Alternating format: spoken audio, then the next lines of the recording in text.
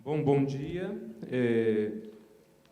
Eu agradeço muito o convite de vocês, agradeço muito a organização do evento, principalmente as pessoas com quem eu pude conversar para poder chegar aqui, o professor Zé Maria, a professora Glaci.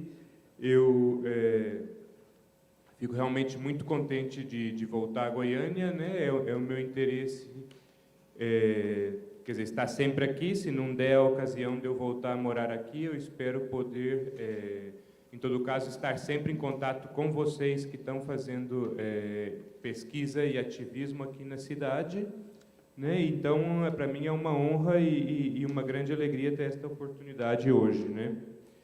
Então, eu queria falar um pouco, né, assim, em geral, né, aceitando o convite, um pouco dos movimentos sociais na América Latina, levando em conta a minha própria... Estão escutando bem? Uhum. Levando em conta a minha própria aprendizagem na América de língua espanhola, né? Eu tenho aproximadamente 6 anos morando no Peru e nos últimos 4 anos e meio morando no México, e tem uma série de questões, né? São já 10 anos, e tem uma série de aprendizagens que a gente vai tendo ao longo do tempo e que demoram em longa medida para a gente poder assimilar.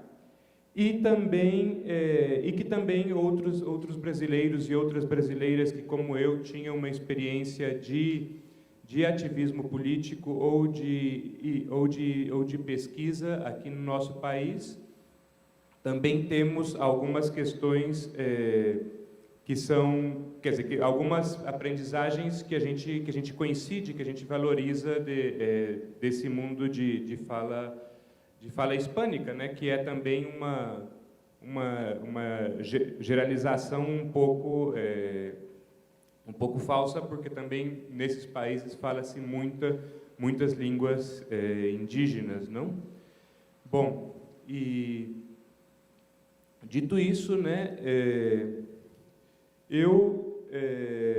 né, dentro dessa pergunta, né, que me fez o professor José Maria, e que também a gente se faz em outros lugares por esses novos movimentos sociais que estão acontecendo nos últimos anos, e a perspectiva dos debates como os quais eu estou fazendo atualmente, dos quais eu faço parte no México e no Peru principalmente, tem a ver com assumir, como diz a Maria da Glória Gon, que, né, os movimentos sociais e as lutas sociais, elas abrem as nossas capacidades para poder entender as diferentes formas e as sutilezas como o poder atua subdividindo as suas vítimas, né, fazendo dessa constante subdivisão um motivo de diferença que nos leva, em parte, a lutar contra nós mesmos e, assim, diluir as nossas capacidades de resistência e de força. Então, a gente acredita que existe nos movimentos sociais uma ampla capacidade para poder perceber as múltiplas formas de dominação, exploração e opressão que sofrem os grupos sociais. Porém, né, há uma grande ansiedade, uma grande procura, mas também uma grande dificuldade por encontrar as formas como poder atuar contra estas subdivisões das violências e opressões que todos nós sofremos, né? E, nesse sentido, eu vou procurar aqui trazer algumas reflexões que estão acontecendo na América Latina sobre como poder vencer estas subdivisões, né, e como poder atuar de maneira conjunta contra contra os grupos de poder ou contra o padrão de poder nos quais todas e todos estamos imersos. Sim, dentro disso são para nós especialmente importante os movimentos que são normalmente chamados como antissistêmicos, que são, quer dizer, usualmente se utiliza essa palavra, né, de antissistêmico para se referir aos grupos que estão em contra do capitalismo como tal ou do neoliberalismo. Mas para mim, para nós, né, é muito importante também pensar nas lutas anticoloniais, ou seja, nas lutas relativas, quer dizer, contra o eurocentrismo e contra as diferentes formas de racismo, as lutas antipatriarcais, né, contra o sistema patriarcal, quer dizer, que de maneira evidente oprime a vida das mulheres, mas que também é uma enorme forma de manipulação e de cooptação dos homens. As lutas, inclusive, antimodernas ou críticas da modernidade, né, no sentido de uma compreensão do mundo que não tenha necessariamente que ver com esse ideal de melhoramento constante da humanidade através de uma acumulação de conhecimento ou de práticas sociais, né? Bom, nesse sentido, vai ser especialmente importante para mim, e é o que eu acredito, é o que outros brasileiros que estamos agora na América Latina discutindo estas questões, é especialmente importante as lutas dos povos indígenas, né, que na América Latina atinge uma outra forma das discussões a nível nacionais e a nível regional, né? E nesse sentido, então, eu vou fazer, como eu tinha falado com o José Maria, vou tentar fazer uma espécie de troca ou de relação entre os movimentos sociais e as perspectivas teóricas que estão acontecendo atualmente.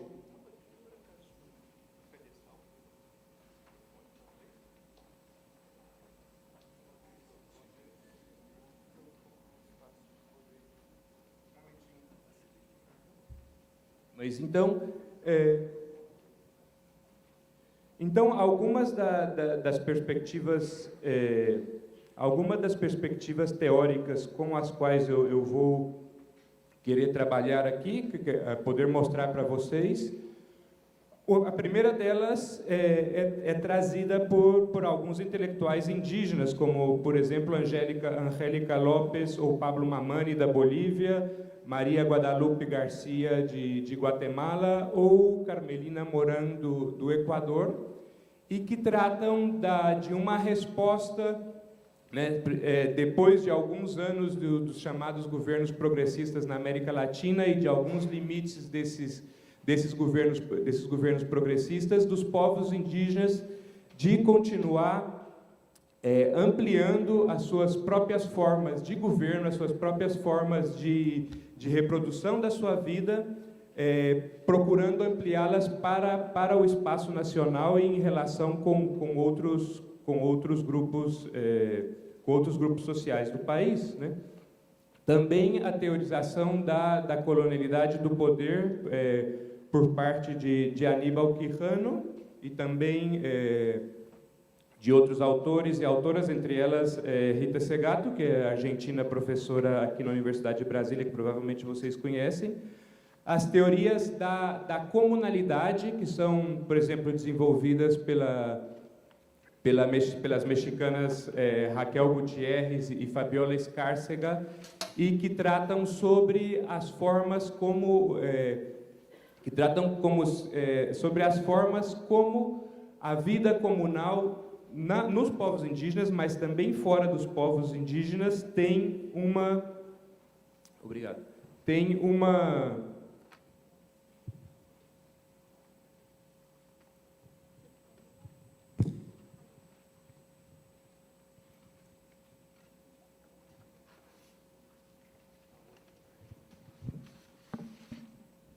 Tudo bem?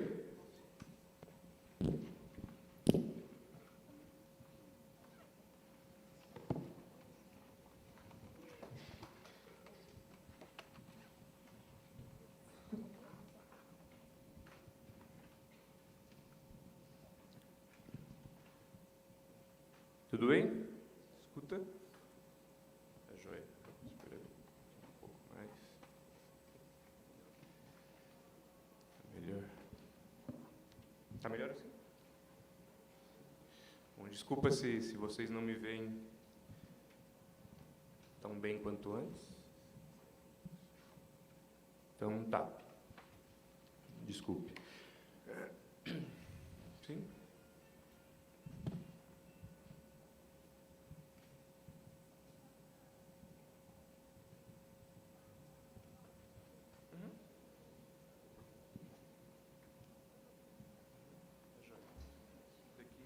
Vamos escutar daqui? Não.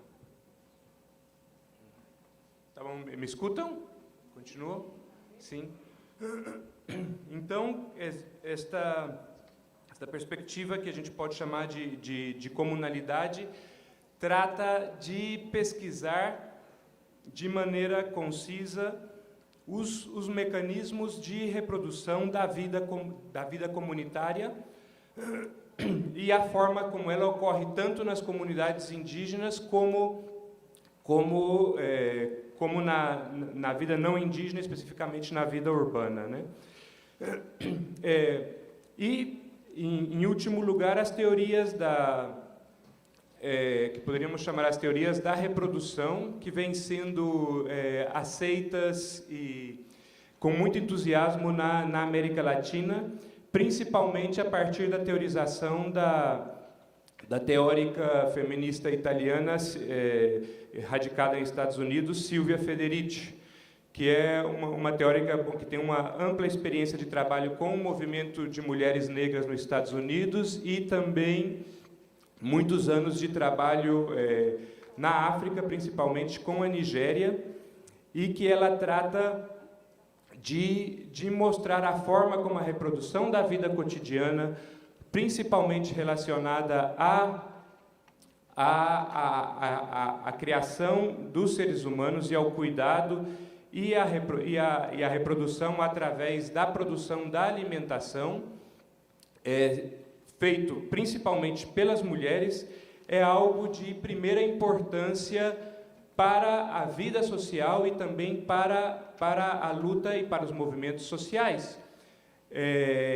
Os livros delas foram, principalmente o livro chamado Caliban e a Bruxa, que diz respeito às mudanças que aconteceram na vida das mulheres com a expansão do capitalismo nos últimos 500 anos. Foi um livro traduzido praticamente em 2 ou 3 anos. Ele foi traduzido para o espanhol e foi publicado quase simultaneamente na Espanha, na Colômbia, no México e na Argentina, o que dá assim uma ideia da importância que ela está tendo nos debates atuais, né? Bom, então, o que essa grande importância dos movimentos indígenas nas lutas dos movimentos sociais na América Latina também, e isso é bem interessante de se pensar, não é algo inédito nesse mundo globalizado, né? Porque de alguma forma foi algo que também aconteceu no início da globalização. A gente, né, ou uma parte de nós que somos latino-americanistas e que somos descoloniais, compreendemos que a própria ideia, né, do que hoje temos de democracia, e que foi uma ideia que nos é passada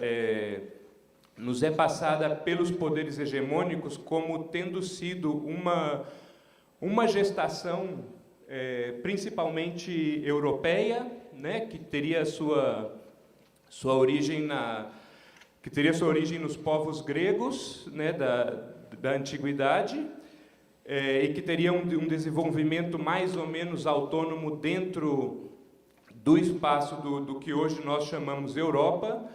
Para nós, como latino-americanistas e descoloniais, acreditamos, no entanto, que muito desse imaginário de democracia nasceu com os povos indígenas e com o contato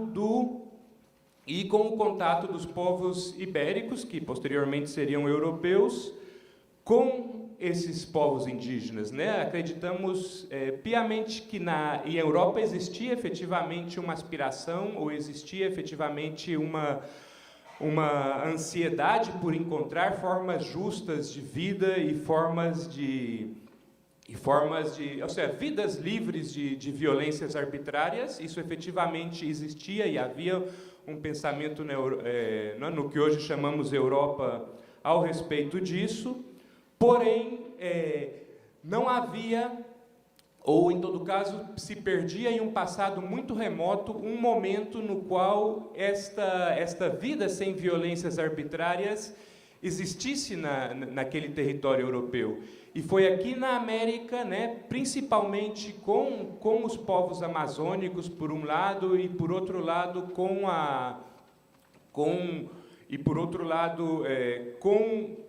com os povos andinos, né, com o chamado Império Incaico, onde se viu ou se percebeu, talvez foram inclusive fantasiadas, mas pelo menos se percebeu efetivamente como era possível ter-se uma vida, digamos assim, livre e democrática, e como ela acontecia na prática cotidiana da vida de muitos povos. E isso foi algo que teve uma influência espetacular no pensamento europeu e que levou também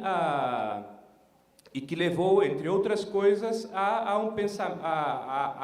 ativação de um pensamento dessacralizado e de um pensamento político menos hierárquico que estava anteriormente em prática e estava anteriormente em voga, não? Então, de alguma forma, falar dos povos indígenas na América Latina é sempre falar de experiências de vida e de formas concretas de procura e de vida e de experiência prática de vidas livres, de vidas relativamente autônomas, né? E nesse caso também, né, agora que estamos, ou que já estamos há muito tempo, mas que também estamos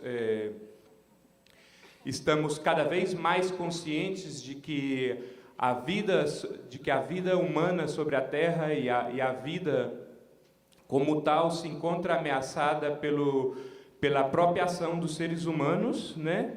É muito interessante e relevante aquilo que o nosso antropólogo Eduardo Viveiros de Castro vem dizendo já há alguns anos, e é a experiência de vida contra o fim do mundo que já há 500 anos vivem os povos indígenas da América, não? Ou seja, eles já têm uma experiência de 5 séculos, desde o período de invasão e de colonização por parte dos povos ibéricos, de perceber e ver que a sua própria forma de vida secular está sendo destruída e que, ao mesmo tempo, eles têm que prosseguir vivendo, mesmo sendo evidente que a vida para a qual eles tinham se preparado, a vida para a qual eles tinham construído, já não era mais possível. E o que acontece, ou o que parece que está acontecendo e que vai acontecer de cada vez mais, de maneira mais clara para nós que nos construímos como modernos e que de alguma forma acreditávamos que o nosso estilo de vida garantizava uma progressiva e sempre benéfica, sempre benéfico aumento das nossas próprias capacidades para viver melhor. Hoje nós nos estamos deparando com uma crise que é climática, mas com uma crise que é também social, e sabemos muito bem, e já é claro, que as novas gerações não têm nenhuma garantia de que vão viver nem melhor do que viveram os seus pais, quer dizer, e provavelmente vamos ter que viver pior, em maior conflito do que viveram nossos pais, e esta é, com certeza, algo, né? Essa sensação de enorme, digamos, decepção e de decepção para com nós mesmos, decepção para com a nossa própria aprendizagem, ou para aquilo que a nossa própria aprendizagem possa dar para a nossa própria vida, é algo que nos está levando a uma enorme angústia e uma enorme incapacidade, talvez, de acreditar nas próprias instituições que tínhamos construído, e na necessidade de avançarmos, de irmos a algo que exatamente não sabemos o que é, né? E que é algo que os povos indígenas vêm fazendo há 500 anos, né? Uma afirmação da vida sem nenhuma, ou carente de bases sociais claras das quais possamos partir, né? Sim?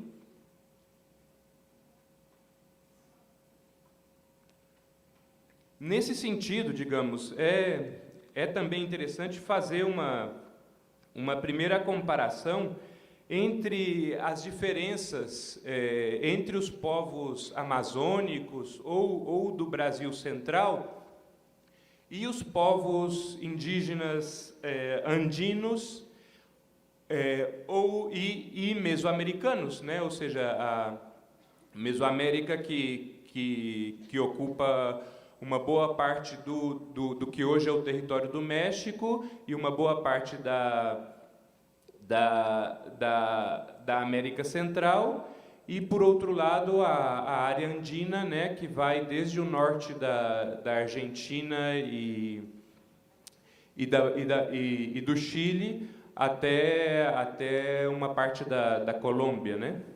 Então, de alguma forma, o que existe o que existe, digamos, em comum entre os povos indígenas de toda a América é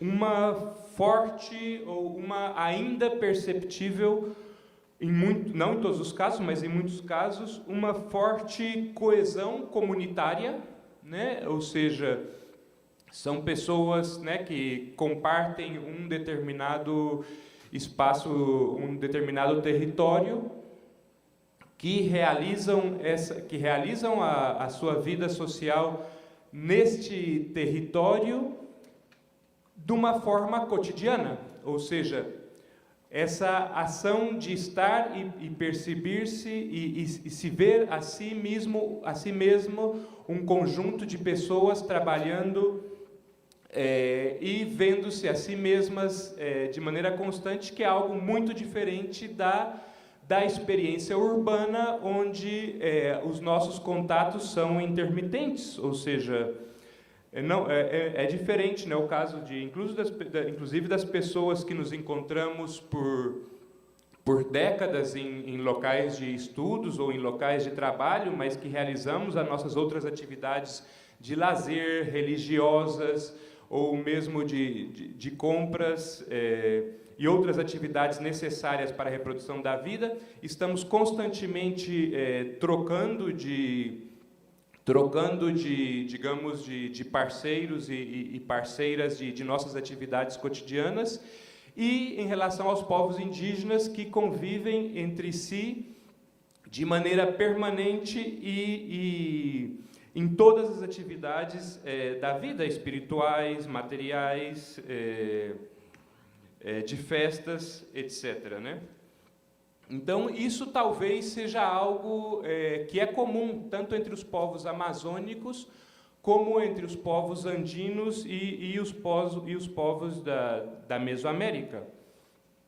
O que há de significativamente diferente entre os povos indígenas, por um lado da América ou do Brasil Central, e também de outros povos indígenas, digamos, de população relativamente baixa da América, por um lado, e por outro lado, os povos dos Andes e da Mesoamérica, tem a ver com a maior densidade demográfica destes últimos, ou seja, dos Andes e de Mesoamérica, e também uma experiência mais longa, ou, em todo caso, talvez mais preservada, de relação de muitos povos indígenas mesoamericanos e andinos com a colonização,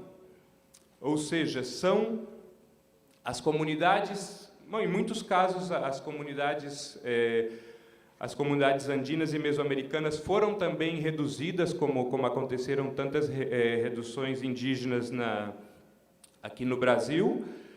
Porém, ainda nestes casos, nunca houve, digamos, uma redução generalizada. Sempre houve muitíssimos povos indígenas também vivendo fora de reduções ou vivendo parcialmente em reduções e parcialmente fora das reduções.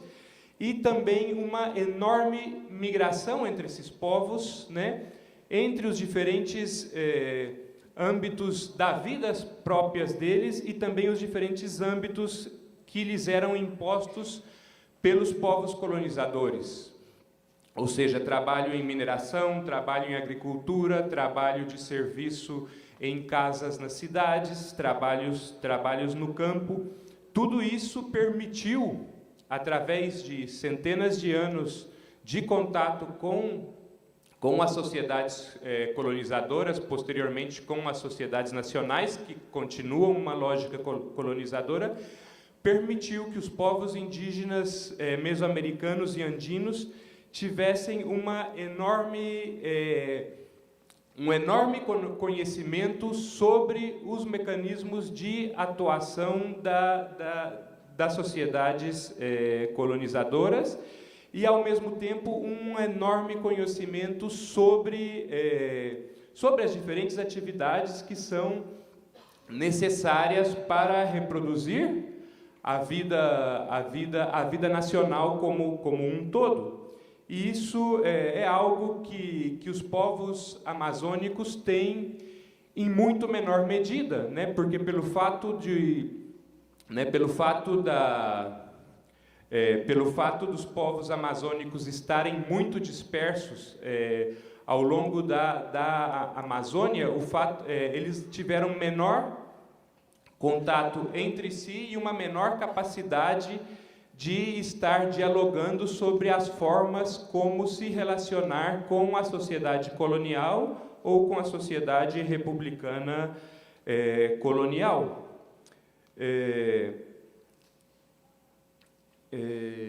Nesse sentido, e isso é o que é muito importante de ter em conta para a gente poder compreender os movimentos indígenas atuais, os povos indígenas nos Andes e em Mesoamérica, eles têm uma relativamente ampla autonomia para controlar, ou pelo menos para reter, os avanços da sociedade colonizadora e também uma capacidade para poder não controlar totalmente, mas para ter uma capacidade relativa de controle dos termos de troca com a relação colonial. Ou seja, o que eu quero dizer com isso? Ou seja, os povos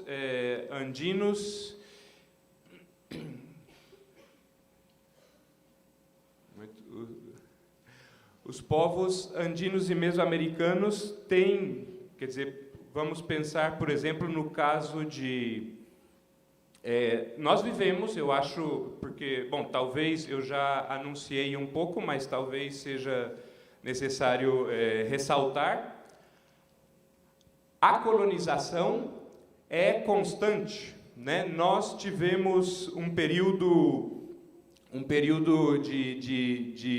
de ser colônias de Portugal e de Espanha, e a início do século XIX temos os nossos processos de independização, porém, e isso é o que é absolutamente fundamental, as nossas elites nunca compreenderam aos povos indígenas, como tampouco aos povos negros, como povos capazes de construir uma nacionalidade.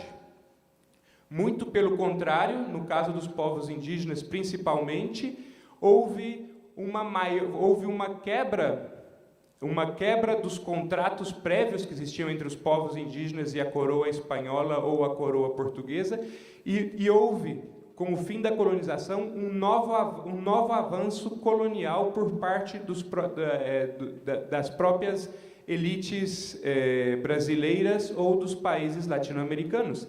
Então, a colonização dos territórios indígenas e dos povos indígenas é uma experiência ininterrupta de 500 anos de existência.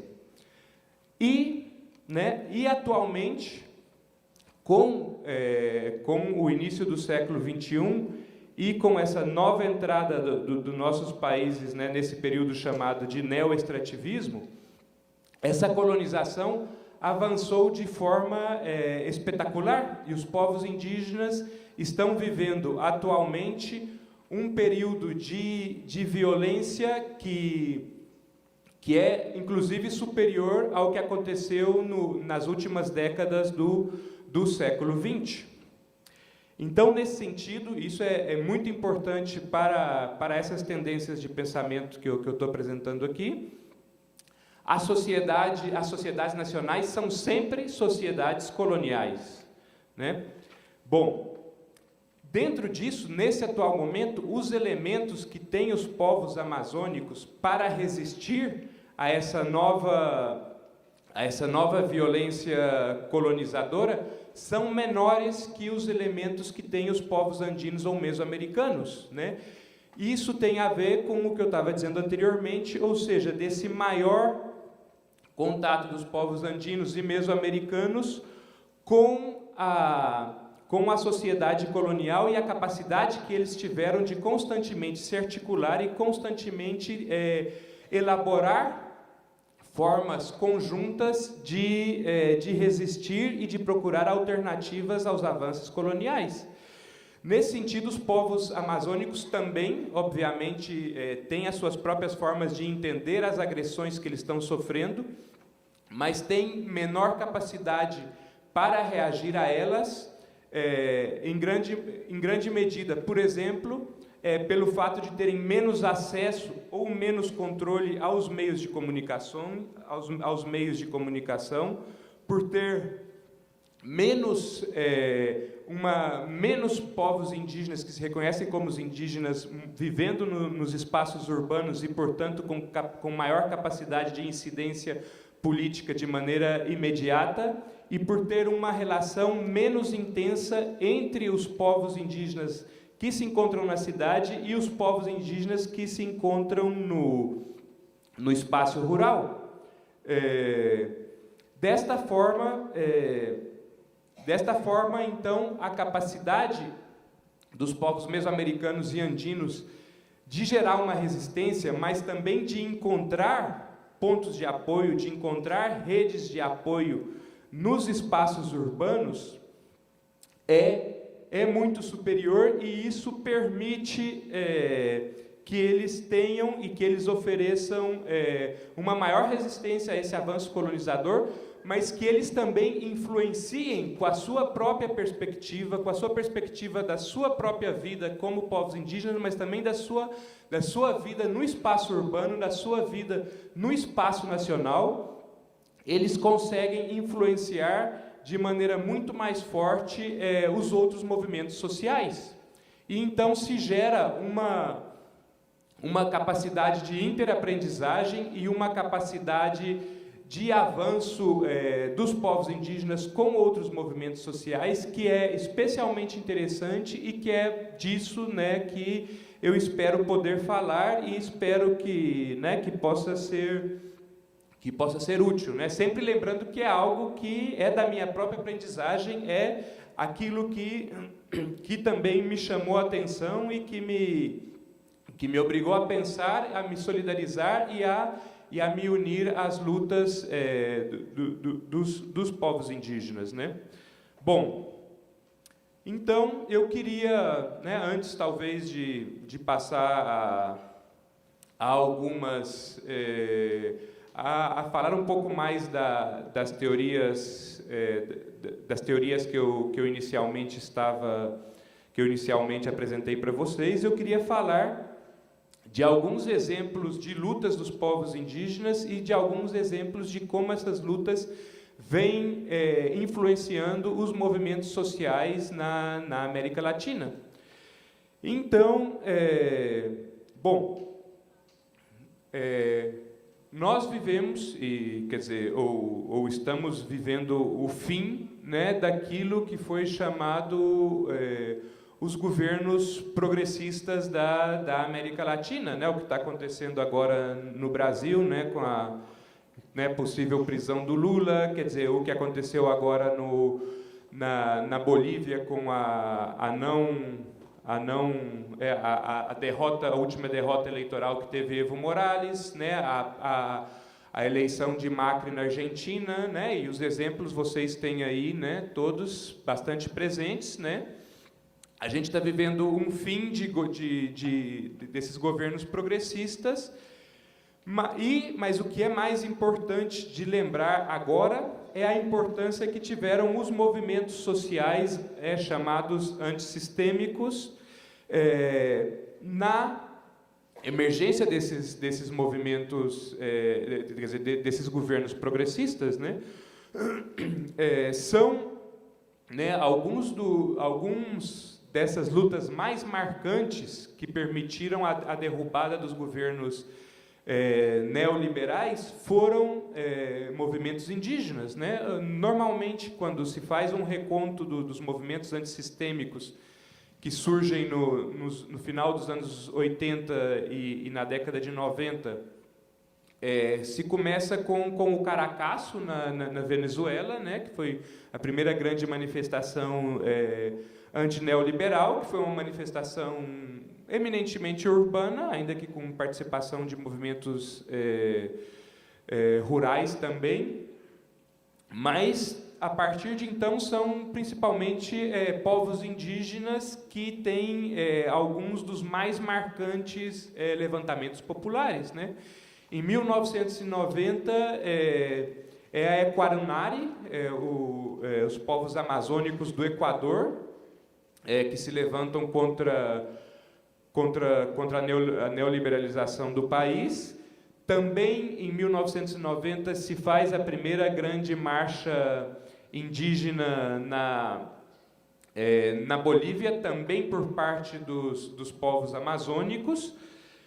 E, posteriormente, tem o que talvez foi o mais, que com certeza foi o mais influente a nível internacional, que foi o levantamento zapatista em 1º de janeiro de 1994. E, né, posteriormente,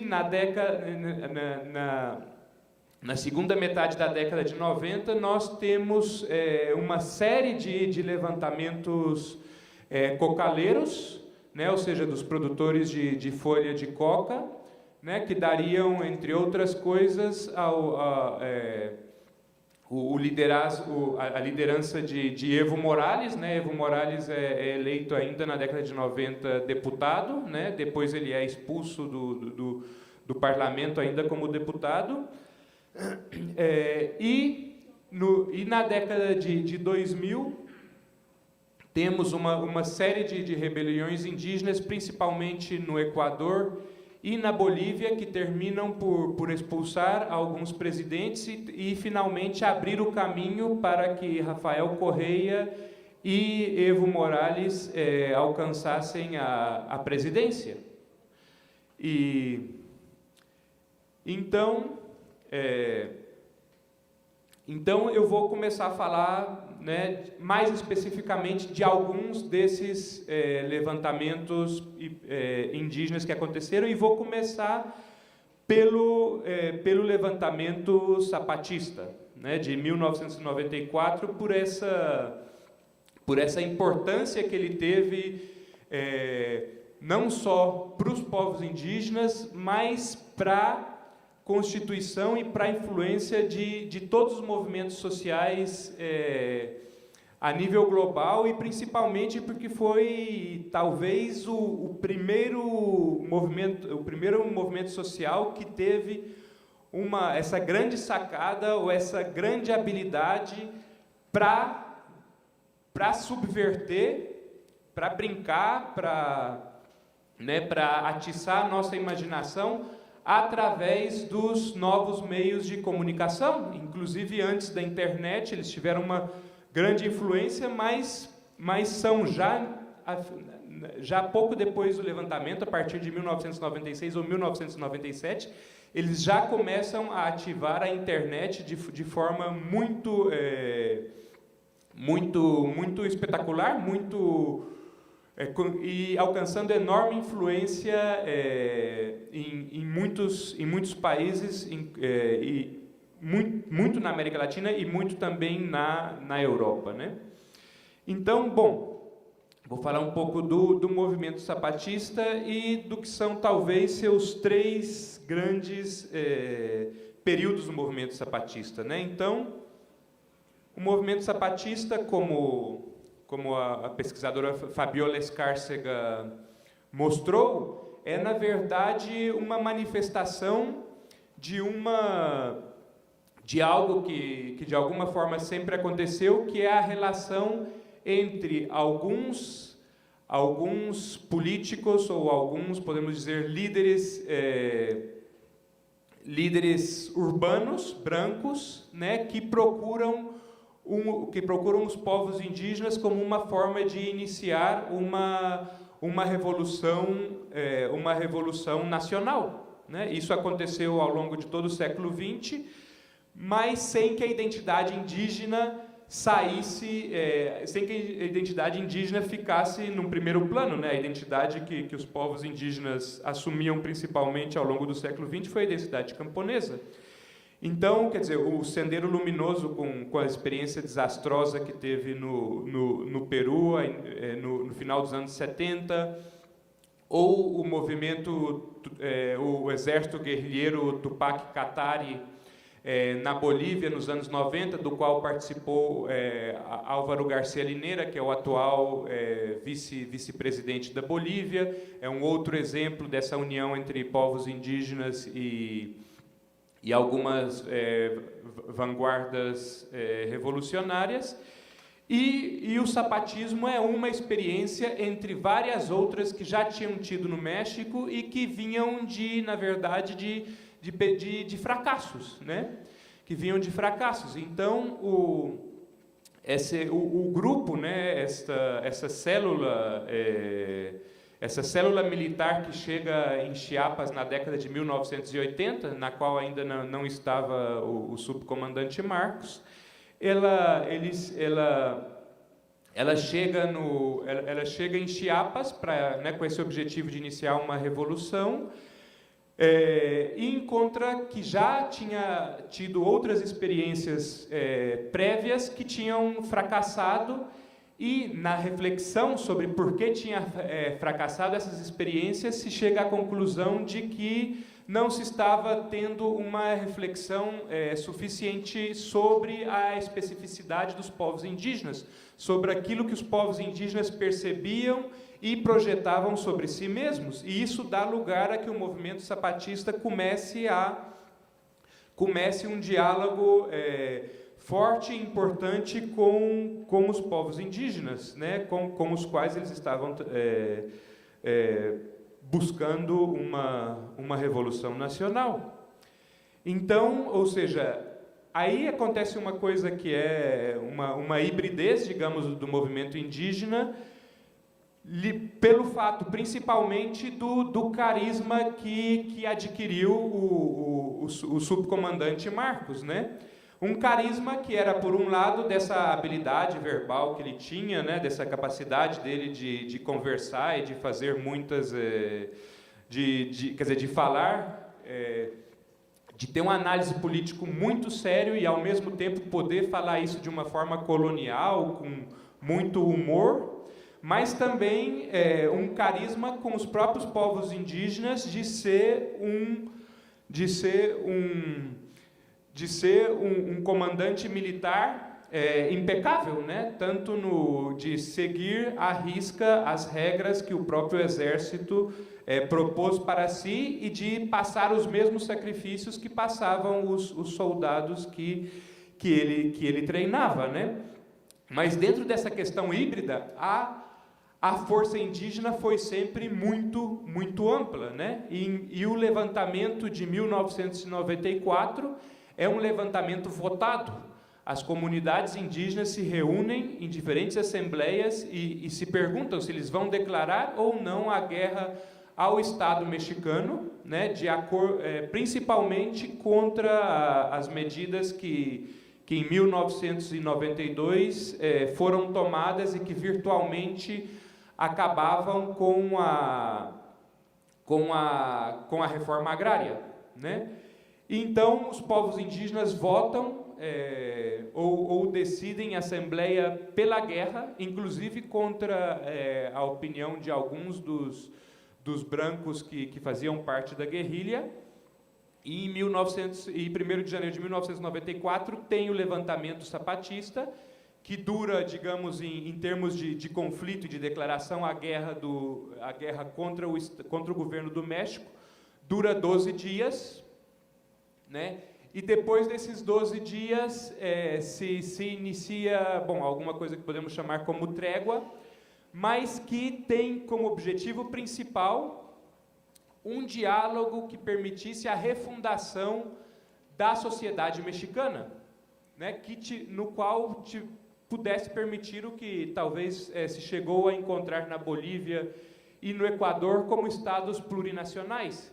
Ainda que não fosse com esse nome, a ideia era essa, de que México não fosse compreendido como uma nação branca ou como uma nação mestiça, mas que fosse compreendido como uma nação de povos, com muitos povos indígenas, com nações indígenas, podemos dizer, e que essas nações tinham, dentro do projeto nacional, dentro do projeto, digamos, mexicano nacional, tinham as suas próprias aspirações e os seus próprios projetos. Nisso, né, e se iniciará, então, através... e aí acontece algo que é realmente excepcional, que é uma grande convergência de muitos setores mexicanos ao redor desse projeto de reconstrução nacional. Se dão uma série de diálogos, entre eles o mais importante, os chamados diálogos de San Andrés, que propõem uma reforma constitucional e que terminam por ser traídos, esses acordos, no ano de 2001, né, quando né, para quem conhece a história do México, sabe que o México foi governado por um mesmo país durante mais de 70 anos, né, pelo Partido Revolucionário Independente,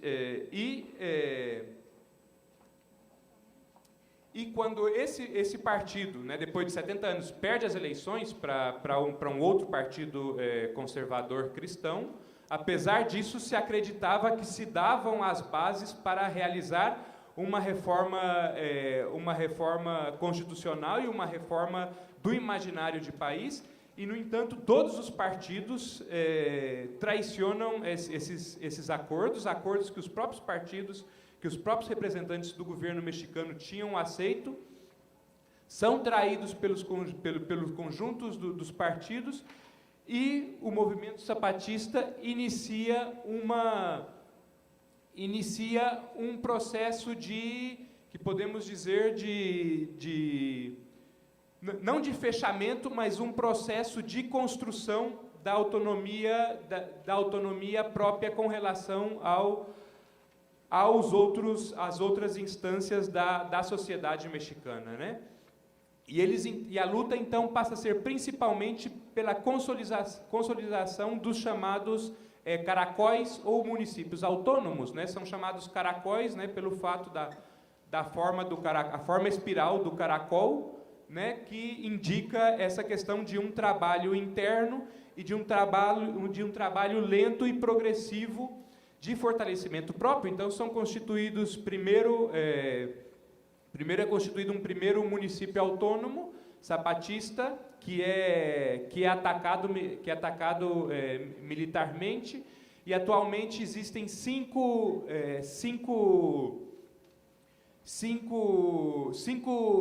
municípios autônomos zapatistas que albergam em total cerca de 400 mil pessoas, né?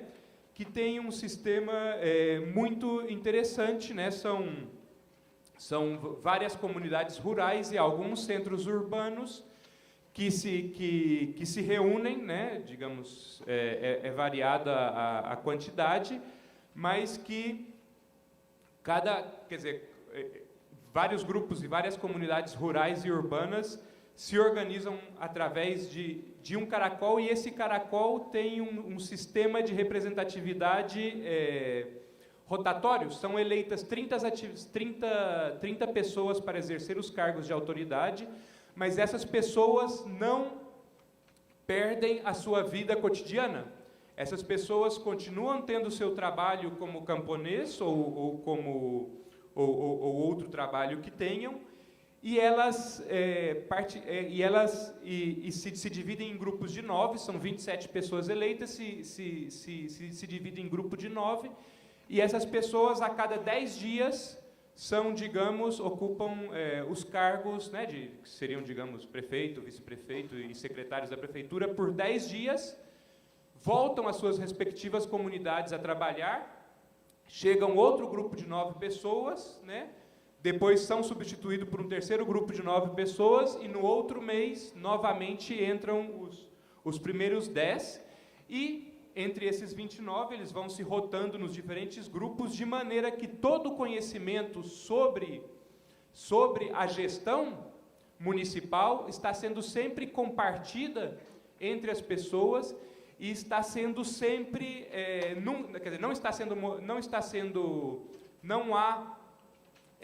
não há uma monopolização do poder por parte de nenhuma pessoa, há uma representatividade das diferentes comunidades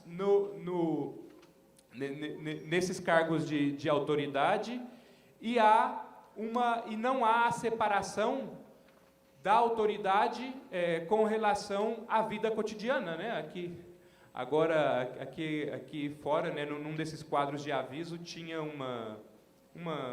bom, eu já tinha escutado, né, uma frase interessante, né, que diz, né, os políticos se fazem profissionais porque os votantes continuam amadores, né? Então, no caso das comunidades zapatistas, se trata justamente do contrário, de que os políticos não se façam profissionais e de que os votantes não se façam amadores, de que se mantenha essa constante relação entre as pessoas que exercem a autoridade e as pessoas que não estão exercendo a autoridade no momento, mas que continuam de outras formas participando da vida política representacional, né? No caso, então, isso, digamos, é o segundo momento do levantamento zapatista. Tem esse primeiro e breve momento de guerra contra o governo mexicano, o segundo momento de procura de uma construção de um debate nacional para refundar o Estado mexicano.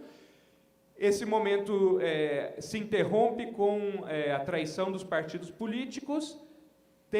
Então se inicia o segundo momento da construção de um governo prático, um governo, isso é importante, não militar, um governo social, zapatista, e agora eles se encontram, digamos, numa terceira etapa, que é de aprofundamento desse modelo de gestão autônoma, mas também de reinício de diálogos com a sociedade nacional e com a sociedade internacional, conscientes de que a vida na Terra temos todos um mesmo destino comum, né? Então, como acontece quais são as influências do movimento zapatista nos movimentos sociais mexicanos, né? Nos movimentos indígenas há uma enorme influência que eu não vou me deter muito nisso, mas na sociedade urbana e branca há uma revolucionária, há uma forma revolucionária de compreensão da própria nação, porque México, como o Brasil, mas inclusive de uma forma mais profunda que no Brasil, se constrói nacionalmente através da ideia de mestiçagem, né? Ou seja, através da ideia, né, de que supostamente somos diferentes culturas e que dessa diversidade existe uma riqueza e que essa riqueza nacional deve partir de um suposto diálogo entre os povos, mas nesse elogio da mestiçagem existe, como o movimento negro nos mostrou aqui no Brasil, uma enorme violência e um projeto de branquização dos povos indígenas e também dos povos negros que são minoritários no México, né? Então, a sociedade, né, como aconteceu aqui no Brasil, principalmente a partir do movimento hip-hop e a partir dos debates sobre as cotas, a sociedade mexicana se descobre que não é mestiça, que, na verdade, é uma sociedade também branca e que é uma sociedade extremamente violenta e racista, e dá lugar em primeiro lugar, talvez, a uma criação de uma grande rede de apoio ao movimento zapatista, né, tanto no México como fora do México, que foi o que impediu que o levantamento terminasse numa enorme massacre, né, num derramamento de sangue terrível, e começa uma criação, né, de grupos de apoio a comunidades específicas zapatistas, mas também a criação e a construção de novas formas de autonomias urbanas, em parte, digamos, respondendo à própria interpelação zapatista, porque os zapatistas são muito claros em dizer, né, que é um movimento, digamos, anti-vanguardista, que não se trata de que ninguém siga de forma exata o que eles estavam fazendo, né? Comandante Marcos, mas também os movimentos zapatistas diziam esse foi o caminho que nós encontramos a partir das nossas próprias especificidades, das nossas próprias qualidades. Corresponde aos outros povos mexicanos e aos outros povos do mundo encontrar as suas próprias formas de atuar contra o capitalismo e outras formas de opressão e dominação, e então se inicia na sociedade mexicana uma série de debates e de auto-organizações dos movimentos sociais a partir das suas próprias qualidades e a partir das suas próprias expectativas, mas sempre em diálogo, ou procurando o diálogo, um diálogo horizontal e um apoio constante às comunidades zapatistas levantadas, né? Então, a questão do momento atual, né, em que essa soberbia das pessoas urbanas, de nós que habitamos a cidade, que conseguimos submeter e obrigar que as pessoas do campo estejam trabalhando em condições indignas, né, para que a gente possa viver sem ter que reproduzir, né, sem ter que se preocupar de maneira direta pela nossa alimentação, é, por exemplo, uma das grandes bandeiras que levantam muitos movimentos urbanos mexicanos, né, da necessidade de apoiar a demanda dos povos camponeses de dignificação do seu próprio trabalho e de dignificação da sua própria vida, procurando que o intercâmbio de experiências e de conhecimentos entre o campo e a cidade não se dê de uma maneira inequitativa e exploradora, né? Bom, esse é o caso mexicano, né? O caso equatoriano é também um caso bem interessante, porque a população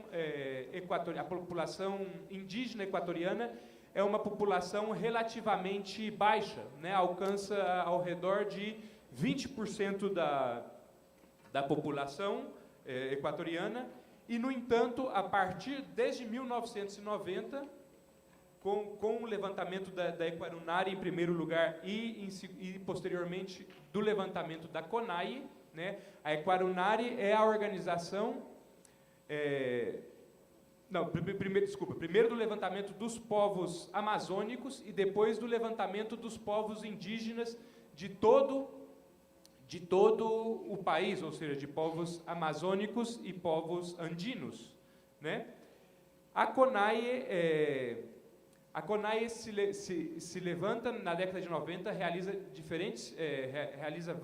vários levantamentos a partir da década de 1990, contra as políticas de privatização dos territórios indígenas, a favor da reforma agrária, mas também, né, e aí isso tinha outro fator interessante do movimento equatoriano, é a grande influência dos povos indígenas urbanos, também a favor da educação, também a favor de uma educação intercultural e também de uma saúde intercultural e de outras políticas indígenas dentro do espaço urbano.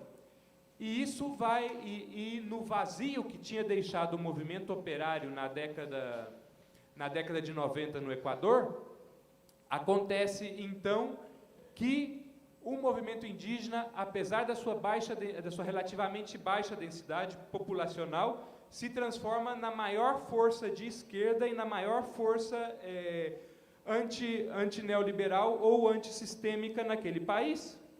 Então, todos os diferentes movimentos sociais vão ser fortemente influenciados pelo movimento indígena, e aí foi provavelmente, quer dizer, foi um erro político estratégico grave, até o ano de 2003, quando os povos indígenas, a CONAIE, que é a grande organização indígena equatoriana, aceita participar num governo que inicialmente que tinha uma proposta, digamos, progressista, uma proposta nacional popular, né, de inclusão, né, de uma espécie de mediação entre as diferentes classes e os diferentes raças e etnias do Equador, mas que, no entanto, que foi o governo presidido por um general, Lúcio Gutierrez. No entanto, esse general rapidamente trai os acordos que tinha com os movimentos indígenas e com outros movimentos sociais e retoma as políticas neoliberais, né? O movimento indígena equatoriano, com 7 meses de governo, se demite de todos os ministérios nos quais se encontrava e passa a atuar contra esse movimento. E o governo desse general termina por cair 1 ou 2 anos depois, também em lutas, também por outros movimentos antissistêmicos, porém, sem a participação direta, ou em todo caso, sem a participação em primeiro lugar dos povos indígenas, né? Então, em 2006, quando quando há novas eleições no Equador e se candidata Rafael Correa, ele é eleito com o apoio externo do movimento indígena.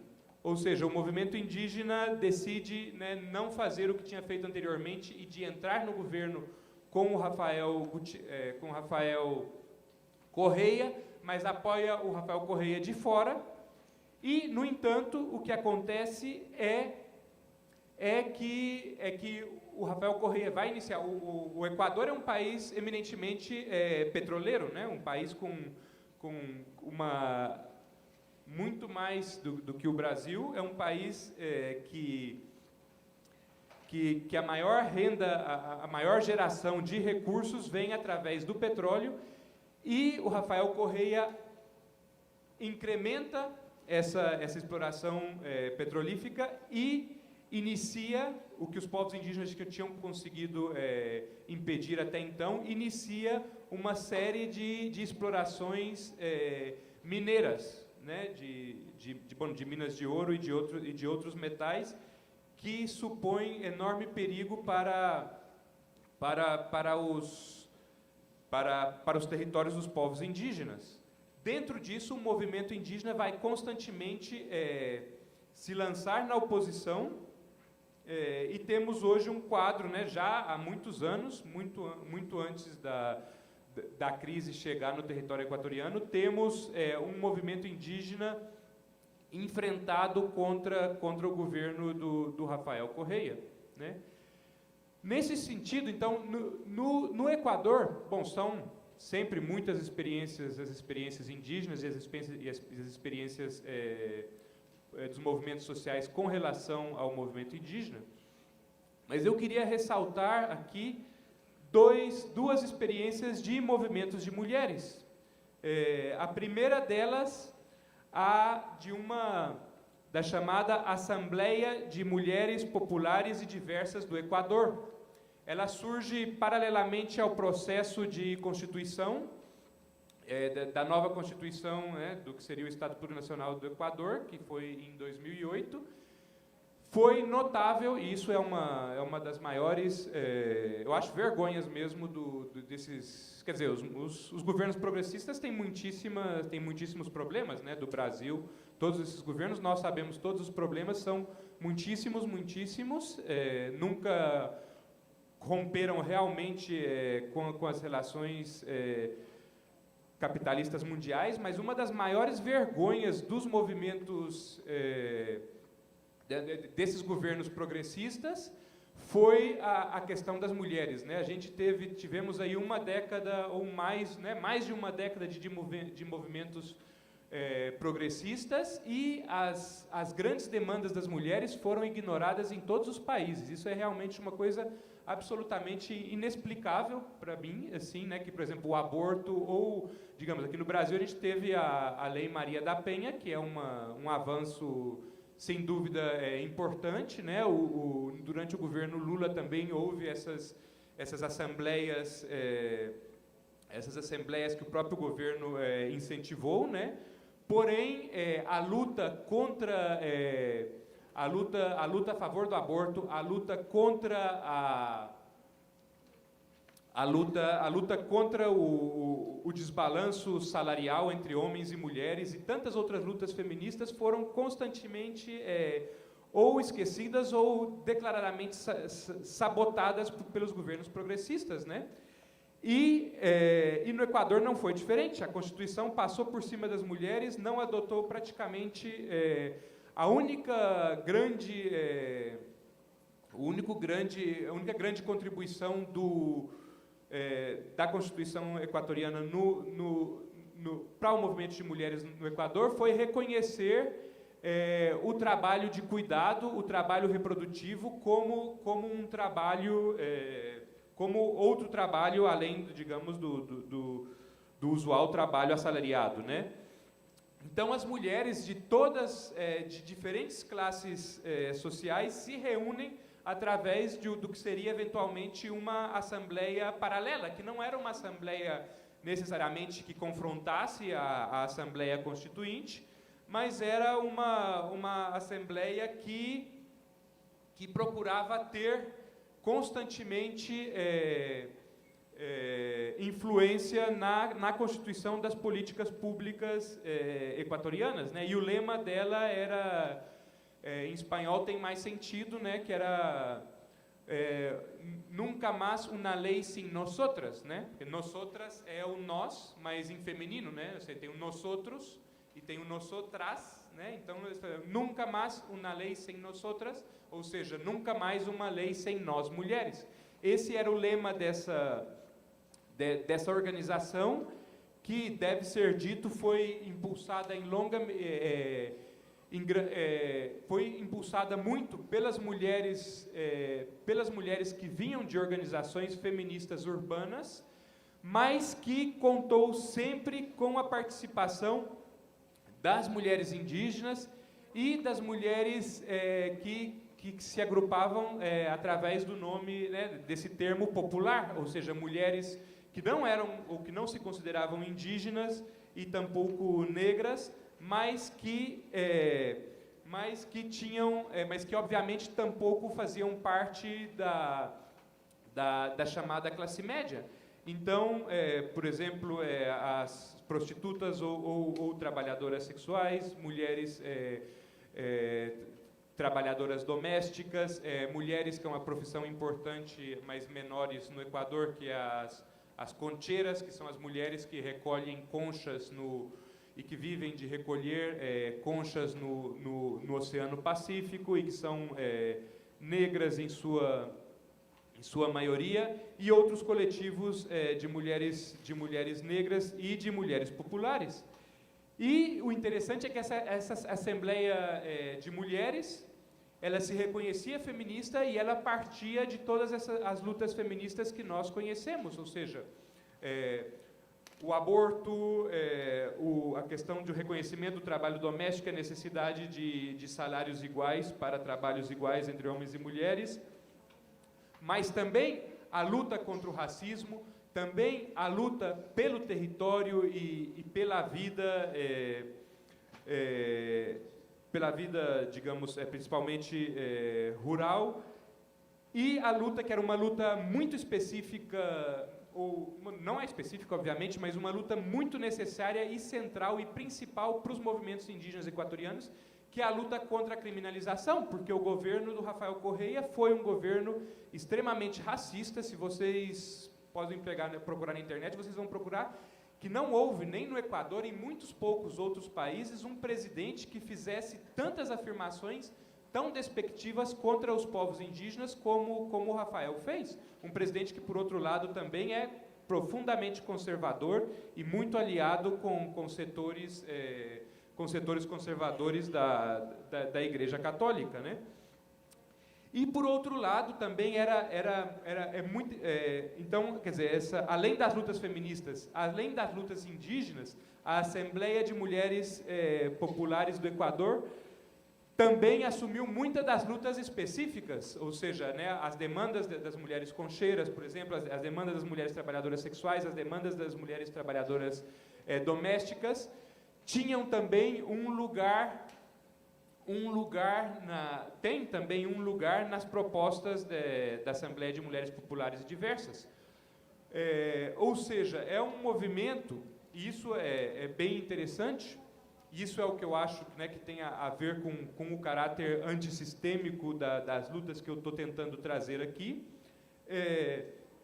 Tem a capacidade de unir não só as grandes lutas das mulheres, não só as grandes lutas dos povos indígenas, mas também as lutas específicas de cada grupo pequeno de mulheres, das diferentes mulheres, né, que é uma forma de construir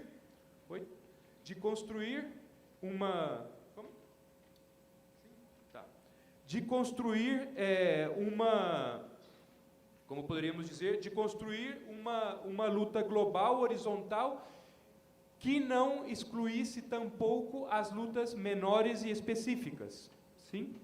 Uhum. Bom, tenho 8 minutos, então eu vou acelerar um pouquinho o passo, né? Eu queria... eu vou falar brevemente sobre o Comitê Central de Mulheres do do canton de Cotacachi, que é um pequeno município de 40 mil pessoas no norte do Equador, que inclui uma importante parte de população indígena, e o que é interessante desse coletivo é que ele, é uma organização que se desprende, que nasce de uma organização indígena local, e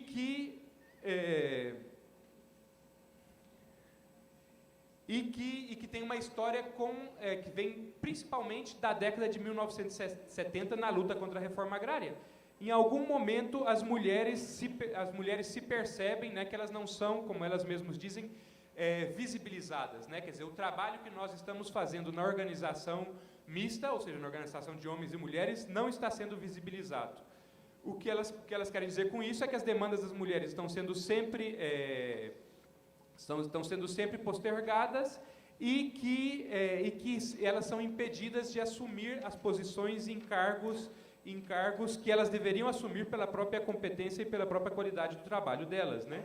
Então elas criam uma organização que é uma organização própria, uma organização exclusiva das mulheres, mas que é também uma organização dentro da organização mista. Então elas saem sem saída da organização dos homens. Elas falam, não, a gente quer continuar trabalhando com vocês, mas só com vocês não dá. Quer dizer, vocês são, em última instância, muito patriarcais, muito machistas, vocês estão impedindo o nosso desenvolvimento, nós vamos fazer uma organização separada, mas dentro. Isso é uma coisa que, quer dizer, que a gente parece que é fácil quando a gente diz essa fórmula separada mais dentro, mas implica uma série de brigas institucionais que são muito importantes.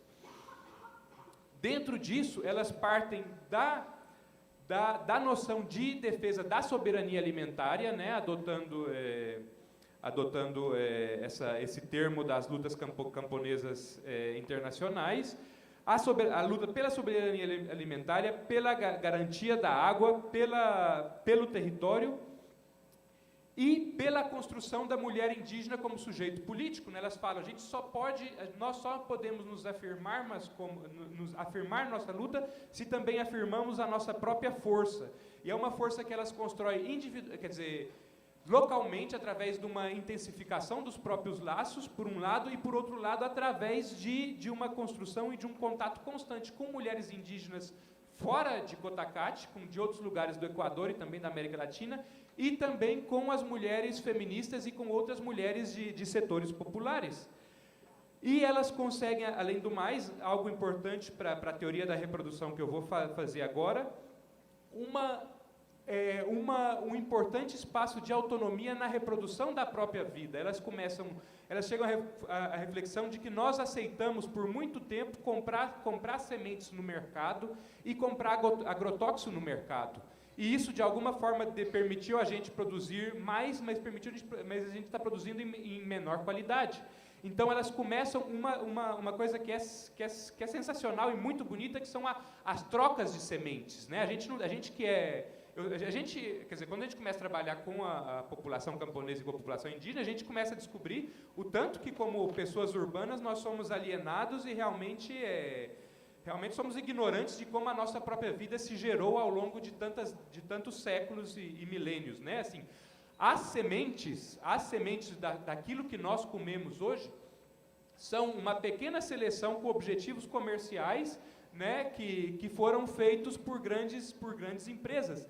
Mas a riqueza natural da quantidade de milhos ou de batatas que você tem nos Andes é uma coisa espetacular e é uma coisa que permite a gente alcançar um grau muito maior de nutrientes para poder satisfazer a nossa própria uma reprodução biológica do nosso corpo muito mais sã e enriquecida, né? Então elas começam uma troca de semente, onde elas vão recolhendo as sementes que em algum lugar ainda existia e que não se perderam, e começam a trocar entre si e começam a diversificar os próprios cultivos, ao mesmo tempo que começam a se liberar pouco a pouco do uso de agrotóxico e das sementes comerciais. Criam mercados próprios, criam comércios solidários, e conseguem, e dentro disso, isso é que é bem interessante, elas estão em constante lutas contra os homens das próprias organizações e contra os partidos políticos. Elas, por exemplo, elas são, apesar de serem indígenas, elas pertencem a uma outra organização que é um pouco menor e que apoia o Rafael Correia, né? Elas apoiam o Rafael Correia, mas elas não deixam de, por isso, estar em contra e criticando de maneira permanente a política extrativista e a política petroleira do governo do Rafael Correia, e também lutando contra os próprios homens, e elas mostram isso, também é muito interessante, como os homens das organizações aceitam a imposição do partido do Rafael Correia mais do que as mulheres. E como, se a gente for perceber a luta das mulheres é uma luta que aceita e dignifica mais as lutas indígenas e é mais consequente e mais responsável com as lutas indígenas do que os próprios homens, né? Isso é algo muito importante. E, além do mais, finalmente, essa organização de mulheres de Cotacate tem também um centro de atenção, ou participa na prefeitura da cidade na gestão de um centro de atenção de medicina familiar, que tem uma especial atenção, né, às mulheres grávidas, né, mas também uma especial atenção às mulheres vítimas de violência, desenvolvendo desenvolveram um formato, como é que chama? Uma forma de atenção médica intercultural, que tenha em conta a perspectiva das mulheres indígenas, que é algo muito difícil de se fazer e se pensar, né, porque, uma vez mais, porque os profissionais da medicina urbanos são também muito etnocêntricos e muito racistas. Então, ou seja, esse relativamente pequeno grupo de mulheres em um município de 40 mil pessoas conseguiu organizar, né, em uma só luta, em um só centro de luta, alcançar vários aspectos daquilo que necessita ser melhorado para poder transformar a vida delas e conseguir uma alternativa efetiva ao padrão de poder global, né? Uma luta efetivamente antissistêmica, né? Então, bom, depois disso, então, eu vou reduzir, eu espero que não passar muito dos 8 minutos finais. Eu peço desculpa, eu tinha alguns outros exemplos que eu não consegui falar. Então, eu vou voltar agora à perspectiva teórica das quais eu estou partindo, e vou falar, e vou tentar ser um pouco sintético, né? Quer dizer, a perspectiva principal da qual eu parto, com a qual eu trabalho, é a da colonialidade do poder, tal como foi teorizada por Aníbal Quijano na década de 1990, né? Ou seja, a colonialidade do poder, quer dizer, o termo colonial vem dizer para o Aníbal Quijano principalmente a questão da raça, ou seja, o que é colonial? Para o Aníbal Quijano, o resumo do colonial é a diferença entre os colonizadores como brancos e os povos indígenas como indígenas, uma separação racial que até então não existia no mundo. Ele fala de uma separação mental, né, no sentido de que não existe nada na nossa biologia que pudesse dizer que os seres humanos são diferentes entre si. Então, esse é o primeiro fato da nossa vida como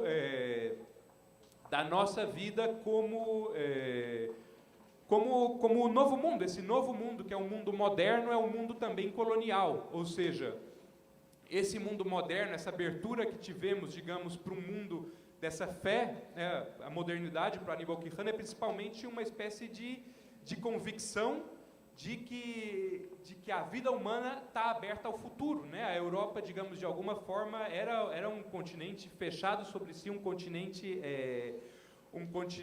não fechado, né? Tinha, obviamente, laços de comércios com a África e com a Ásia constante, mas era um conhecimento cuja história não apontava, não via alternativas, era, na verdade, um passado idealizado, era o tempo preferência ao qual a Europa olhava. E a Europa, quer dizer, e surge a modernidade como um olhar, uma confiança e uma perspectiva no futuro, uma capacidade de que possamos construir um mundo novo, um mundo, entre outras coisas, livre de arbitrárias violências, né? É algo que surge com a modernidade, é algo que surge com o processo da chegada dos povos ibéricos na América e com o posterior processo de colonização do mundo. Então, essa modernidade, da qual, né, nós, urbanos e pessoas embranquecidas, estamos tão orgulhosos, é também um processo sempre de colonização, ou seja, de estar colonizando os outros povos, e de estar, né, e colonizar é sempre colocar uma barreira eminentemente racial, né, ou seja, entre a Europa branca, que supostamente se desenvolveu a partir de si mesma, e o resto dos povos, que seriam povos sem histórias ou povos com histórias limitadas, justamente porque não são brancos, porque são indígenas, porque são amarelos, porque são negros, e que têm, portanto, uma espécie de limitação intrínseca que impediria que eles chegassem a esse processo de modernidade europeia. Então, a crítica da colonialidade do poder vem justamente mostrar isso e vem justamente procurar abrir para esse mundo moderno, para esse mundo colonizador, abrir as experiências de vida dos outros povos e também reconhecer que a Europa nunca foi, como disse o Aimé Césaire, né, a sorte da Europa foi que era um cruzamento de caminhos. Isso é Europa, né? A Europa nunca foi algo fechado sobre si. E a questão de que todo conhecimento moderno, ou todo conhecimento que hoje a gente acredita, ou que nos foi passado como se fosse um conhecimento científico europeu, é, na verdade, um conhecimento de todo mundo que foi organizado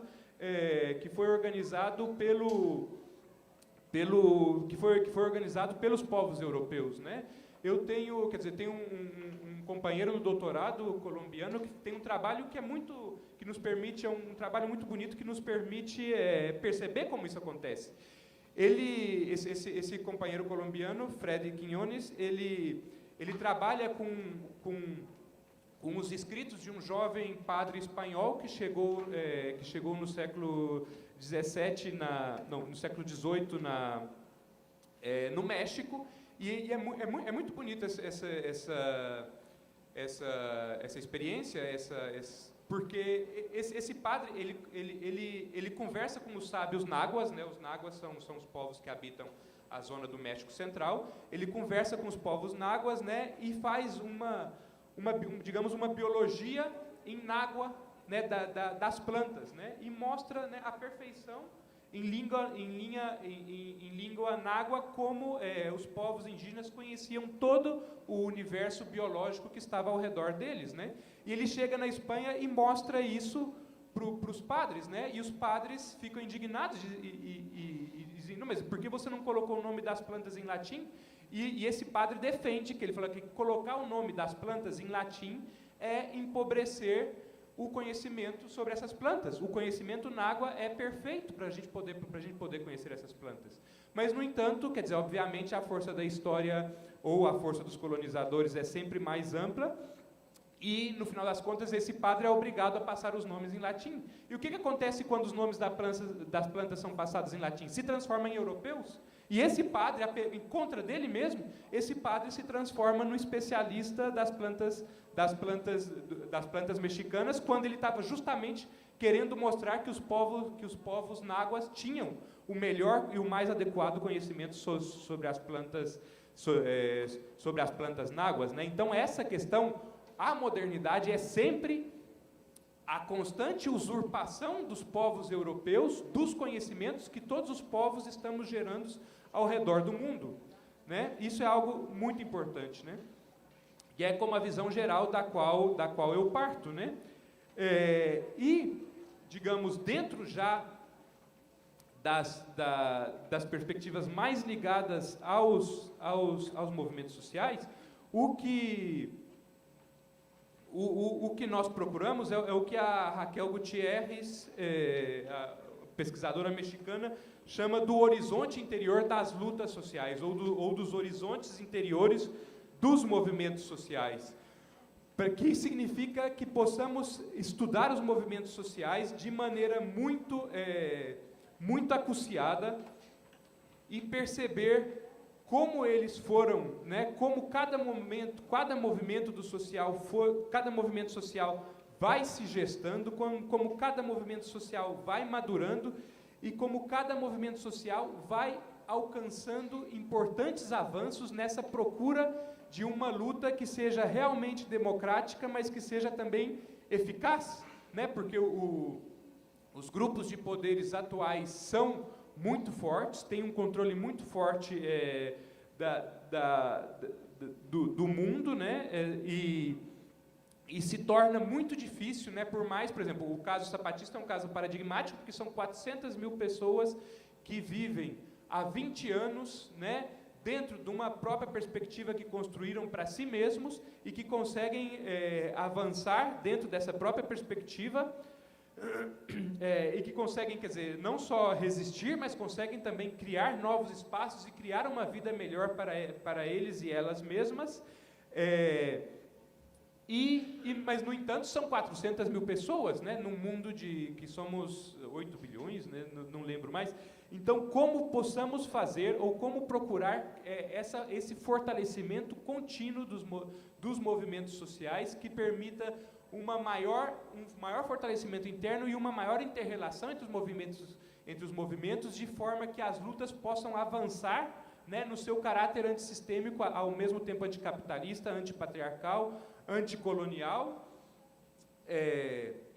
Sim.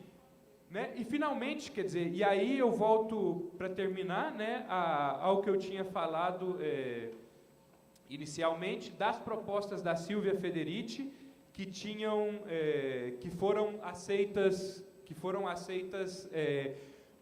com muito entusiasmo, principalmente pelos grupos de mulheres e pelos grupos feministas da América Latina, mas também por coletivos não feministas, por coletivos mistos e por coletivos de homens, né?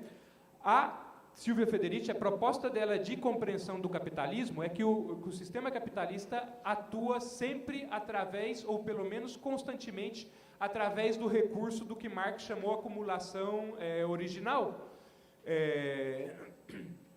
Ou seja, sempre através, mas para ela isso é algo que o Marx não pôde perceber, é que a acumulação original implica o chamado cercamento de terras, né, implica a expulsão das terras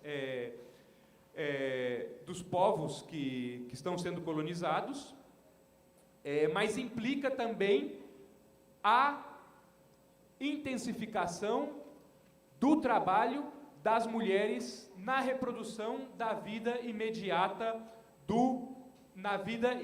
da nossa vida imediata, né? Ou seja, quer dizer, para o Marx, digamos assim, muito rapidamente, né, quer dizer, o cercamento das terras tinha como objetivo expulsar os camponeses e lançar os camponeses ao trabalho nas cidades, para gerar uma abundância de mão de obra barata.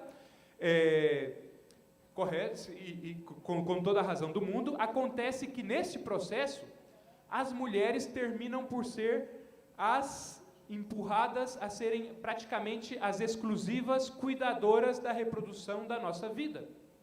Ou seja, tudo que tem relacionado a colheita, ou seja, como se chama? A colheita, digamos, o cultivo dos alimentos, né? Tudo relacionado ao cultivo dos alimentos, a transformação dos alimentos para que nós humanos possamos, dentro de nossas casas, ou casas familiares ou coletivas, nos alimentarmos, o cuidado das pessoas doentes e em geral, todo o trabalho necessário para que a vida cotidiana se sustente e para que as pessoas possam também ter o seu trabalho fora do espaço imediato do lar, e o trabalho que no caso do capitalismo, um trabalho expropriado pelos capitalistas, né? Isso, e o que é importante para nós, e é importante para esse momento que está vivendo a América Latina, é a ideia de que essa acumulação originária ela é cíclica, ou seja, não é que ela aconteceu no momento inicial do capitalismo e depois disso já acabou e já estamos numa época de reprodução do capital através do trabalho assalariado. Não funciona assim. A questão é que ela acontece de maneira permanente, e a gente está vivendo atualmente, né, um momento novo e excepcionalmente violento de expropriação territorial que está alcançando principalmente os povos indígenas do nosso continente, e que isso implica, né, todas essas lutas ambientais que nós estamos já infelizmente familiarizado com elas, mas implica também umas novas formas de controles dos corpos femininos, né? Então, aquilo que eu falava anteriormente, que por que é que durante os governos progressistas não houve um avanço nas lutas feministas? Se não houve um avanço nas lutas feministas, também em grande parte porque os governos progressistas estão comprometidos com o neoextrativismo. Então, é necessário, quer dizer, essa ideia, digamos, de uma ama de casa abdicada, que hoje em dia, além de trabalhar fora do lar para poder ter um salário e poder sustentar sua família, trabalha constantemente no lar, né, na criança dos filhos e na transformação dos alimentos para que homens e mulheres possam comer, é absolutamente necessária para que continue esse sistema tal qual nós o temos atualmente, né?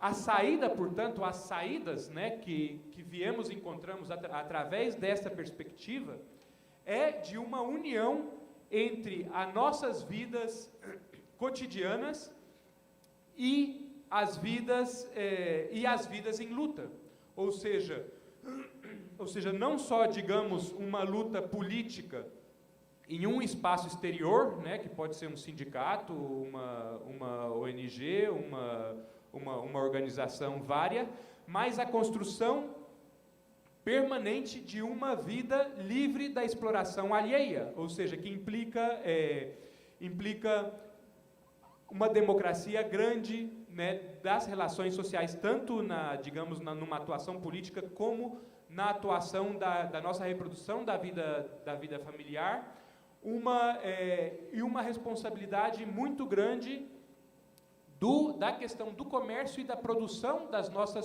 nossos próprios, principalmente dos nossos próprios alimentos, das nossas próprias vestimentas e das nossas próprias, de tudo aquilo que a gente utiliza no nosso cotidiano. Então isso tem a capacidade de nos fazer, pelo menos parcialmente, autônomos do capital, e também, por outro lado, nos permite ter uma afetividade maior entre nós, que vai permitir uma fortaleza maior das nossas lutas. E é isso que a gente percebe nos movimentos indígenas e que vamos percebendo e que estamos tratando de perceber, tratamos de construir nas nossas próprias lutas urbanas e nas nossas relações com as lutas e com os movimentos camponeses e indígenas. Sim? Então, obrigado, desculpa me estender, desculpa os portunhóis de vez em quando. Muito obrigado.